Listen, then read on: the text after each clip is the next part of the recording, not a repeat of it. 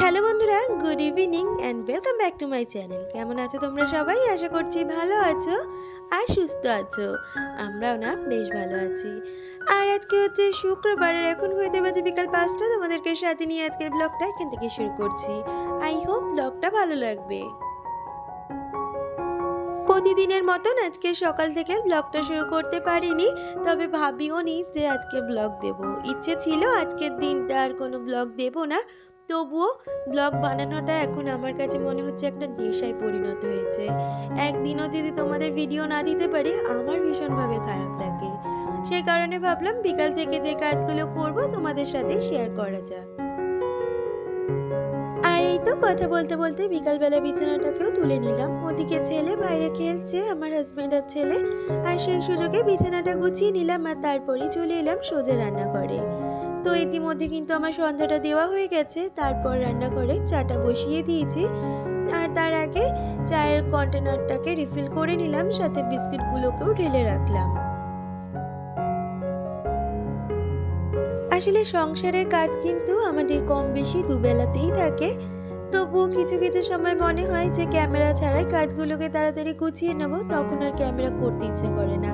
আবার যখন মনটা একটু ভালো লাগে তখন মনে হয় না, এইটাই তো আমার একটা কাজ, তাই এই কাজটাকে আমার ভালোবাসার সাথেই করা উচিত। আর সেই কথাটা চিন্তা করে কিন্তু ব্লগিংটা করা। আসলে আমার মনে হয় প্রত্যেকটা কাজেরই কিন্তু নির্দিষ্ট লক্ষ্য থাকার প্রয়োজন। লক্ষ্য থাকলেই কিন্তু সেই কাজটা একদিন সাকসেসের পথে যায়।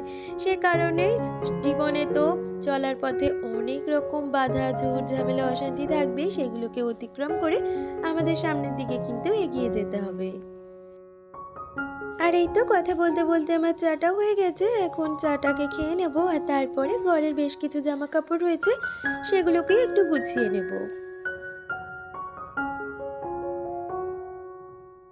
বিকালের দিকটা সেরকমভাবে কিন্তু কোনো কাজ থাকে না, তবুও এই টুকটাক কাজগুলো কিন্তু বিকালের দিকটা করেই আমি করে থাকি। এই জামা কাপড়গুলো সকালে ধুয়ে দেওয়া হয়েছিল, আর আজকে তো ছেলের স্কুল ছুটি ছিল। সে কারণে আজকে ছেলের স্কুল ড্রেসটাও কেচে দিয়েছি, আর এটা গুছিয়ে রেখে দেব। আবারও সোমবার দিন থেকে স্কুল আছে, সেই জন্য ভাবলাম আজকে কেচে রাখি। দুদিন ধরে ঠান্ডাটা আবারও করে গড়িয়ে এসছে। বিকালের দিকটা কাজ করতে একটু কিন্তু আলসি লাগে, তবুও আলসিতাকে প্রাধান্য না দিয়ে সংসারের কাজগুলো আর এই টুকটাক কাজগুলো তো করাই যেতে পারে।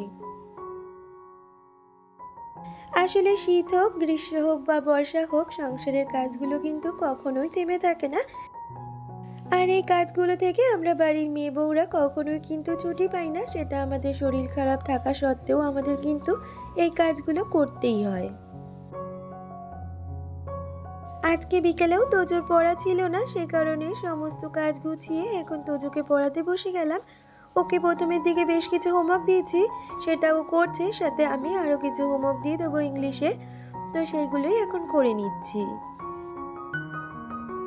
অনামিকা আমায় কমেন্ট করেছিলে, অনামিকা তুমি লিখেছো, দিদি তোমরা যদি খোলা আটা খাও তবে একটু চেলে নিও, কারণ খোলা আটাতে কিছু থাকতেও পারে, সেই কারণে।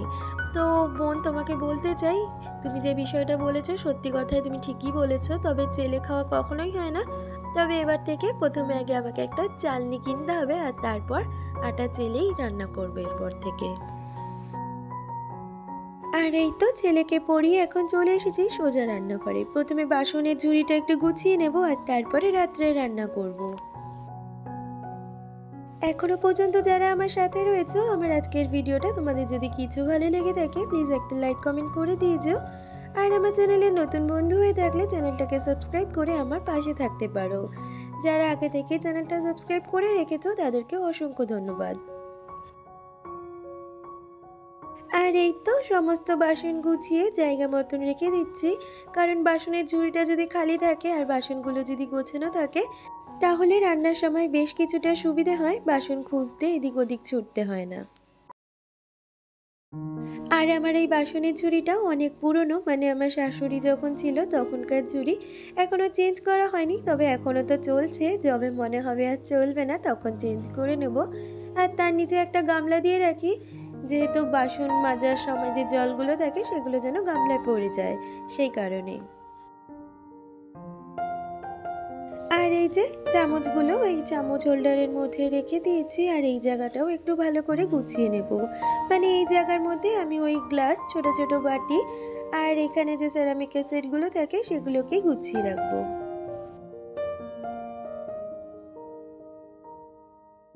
আর এখানে মিক্সারের বাটিগুলোও কিন্তু আমি রাখি, তাহলে যখন মশলা করি চট করে খুঁজে পাওয়া যায়।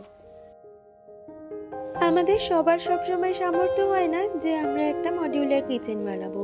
তবুও আমরা যদি আমাদের নর্মাল কিচেনটাকে একটু গুছিয়ে গাছিয়ে সুন্দরভাবে রাখতে পারি, তাহলে কিন্তু মডিউলার কিচেনের আপাতত কোনো প্রয়োজন পড়ে না।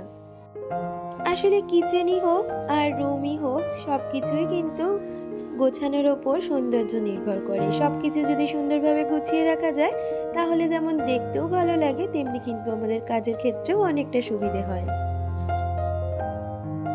আর এই তো বাসন গুছিয়ে নিয়েছি, আর এখন রাত্রিবেলার খাবার করব। তো আজকে রুটিই করব, সে কারণে প্রথমে আটাটাকে মেখে নিচ্ছি, আর আটাটাকে একটু মসে দিয়ে আমি ওইদিকে তরকারিটা করে নেব। আর আজকে তরকারি বলতে পেঁয়াজকালি আলু ভাজবো, আর ছেলের চিকেন রয়েছে, সেটা দিয়ে আজকে রাত্রির বেলা হয়ে যাবে। আজকের রাতটা বেশ কিন্তু ঠান্ডা ছিল, আমি কাজ করছি আর বেশ ঠান্ডা লাগছে। তবুও দেখবে কাজের মধ্যে থাকলে অতটা ঠান্ডা বোঝা যায় না। যেই বিছানায় গিয়ে বসি তখন আর মনে হয় না উঠে যে কোনো কাজ করি। সেই কারণে আগে কাজগুলো সেরে তারপরে বিছানায় গিয়ে বসি রেস্টের জন্য।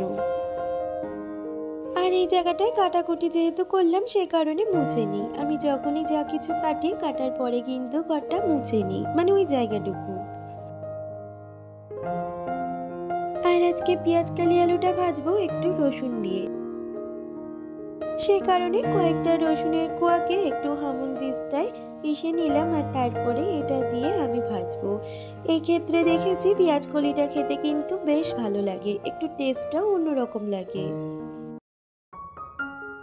আমি তো ফোড়নে ৫ ফোড়ন আর শুকনো লঙ্কা দিয়েছি, তবে এখানে কালো জিরেটা শুধু দিলে বেশি ভালো লাগতো। আর এই তো এদিকে ভাজাটা বসিয়ে দিয়েছি, আর ভাজাটা এইভাবে ঢাকা চাপা দিয়ে করব। আর এদিকে লেচিগুলো পাকিয়ে এখন আমি রুটিগুলোকে বেলে নেব। এখন কিন্তু রুটিটা বেশ গোলই বেলতে পারি, তবে প্রথম বিয়ের পরে শাশুড়ি মা যখন রুটি বেলতে দিত, একটা রুটি বেলতে কিন্তু আমার প্রায় ৫ থেকে ১০ মিনিট সময় লেগে যেত, তবুও গোল হতো না। তবে ওই যে বলে না, মানুষ হচ্ছে অভ্যেসের দাস, আস্তে আস্তে সবই কিন্তু শিখে যায়। আর সেটা কিন্তু আমিও এখন খুব ভালোভাবে শিখে গেছি। আর এই তো পেঁয়াজকলিটা ভাজা হয়ে গেছে, নামানোর আগে সামান্য একটু স্বাদ মতন চিনি আর একটু ধনেপাতা দিয়ে নামিয়ে নিলাম। এইভাবে কখনো পেঁয়াজকলি ভাজা খেয়ে দেখবে, খুব সুন্দর টেস্টটা লাগে।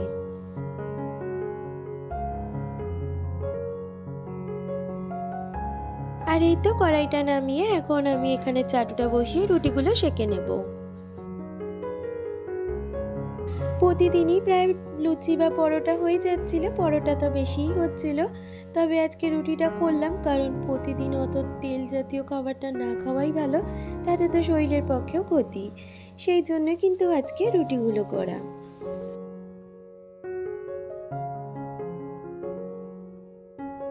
আর দেখো রুটিগুলো কিন্তু বেশ ভালো ফুলেছে। তো কখনোই তোমাদের সাথে রুটি করার ভিডিও শেয়ার করি না, কারণ বেশিরভাগ দিন কিন্তু রুটিটা বাইরে থেকেই কিনে আনা হয়, সেই কারণে। আর এখন রান্নাঘরটাকে পরিষ্কার করে নিচ্ছি, আর এই ন্যাকড়াটা পেতেই কিন্তু আমি রুটি বা লুচি বা পরোটা যেটাই বলো কিনা সেটাই বেলি। কারণ রুটি যখন বেলতে হয়, আটার যে গুঁড়িগুলো সেগুলো কিন্তু এই ন্যাকড়াটার উপর পড়লে সুবিধে হয়, এটা ঝেড়ে আমি ভাঁজ করে রাখতে পারবো। আর না হলে আটার গুঁড়িগুলো কিন্তু সারা ঘরে ছেটে, তাতে কিন্তু দেখতে বেশ বাজে লাগে, আর কাজটাও অনেকটাই বেড়ে যায়। আর এই তো আমার কিন্তু রান্নাবান্না সমস্ত কমপ্লিট, প্রায় রান্নাঘরটাও পরিষ্কার করা হয়ে গেছে। আর এখন জলগুলোকে ভরে নেব। এই সমস্ত কাজ কিন্তু পাক্কা ১ ঘন্টার মধ্যে আমি কমপ্লিট করেছি রান্নাঘরের কাজ। আর বিকাল ৫টা থেকে এখন ঘড়িতে বাজে ওই ৯:৩০ নাগাদ, তার মধ্যে কিন্তু আমার সমস্ত কাজ গোছানো হয়ে গেছে। এখন ০.৫ ঘন্টা মতন একটু রেস্ট নেব, টিভি দেখব, তারপরে খাবারটা বেড়ে নেব। আর এই তো 10টা বেজে গেছে, তাই ভাবলাম রাত্রিবেলার ডিনারটা করে নিই। আর সেই জন্য খাবারটা বাড়তে চলে এসেছি, রুটি আর তার সাথে পেঁয়াজ কালি আলু ভাজা। তাহলে বন্ধুরা, আজকের ভিডিওটা এই পর্যন্ত। দেখা হচ্ছে পরবর্তী ভিডিওতে।